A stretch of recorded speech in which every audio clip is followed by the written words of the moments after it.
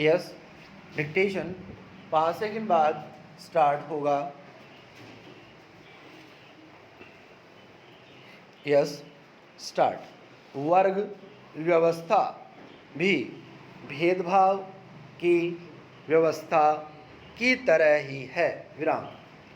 वर्ग व्यवस्था भी बहुत से विभिन्न तथ्यों जैसे धन, शक्ति, प्रतिष्ठा, जन्म, वंशावली और व्यवसाय पर आधारित है, विराम।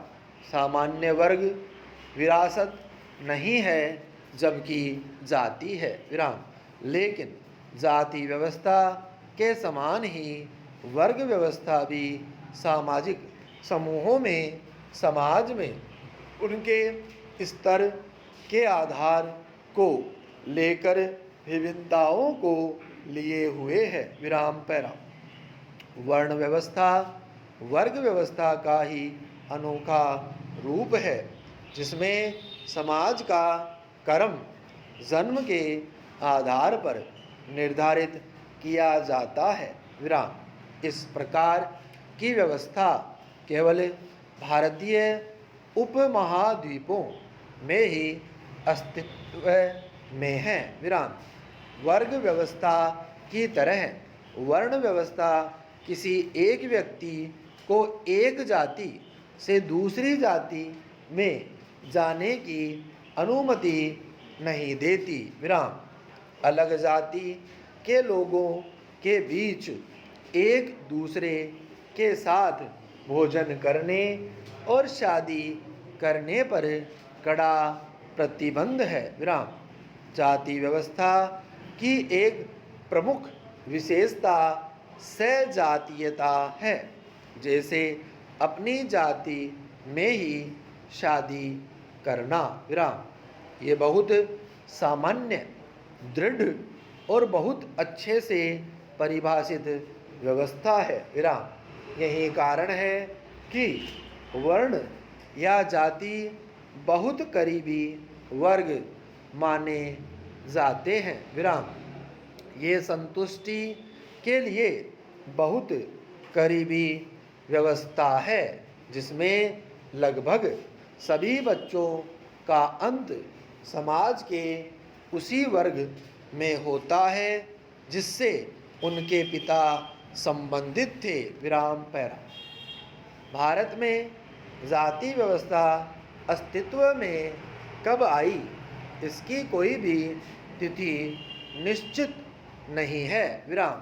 किंतु मनुस्मृति के अनुसार भारत में जाति प्रथा के अंतर्गत प्रारंभ में लोगों के लिए उनके व्यवसाय के आधार पर आवश्यक कोड वर्णित किए जाते थे।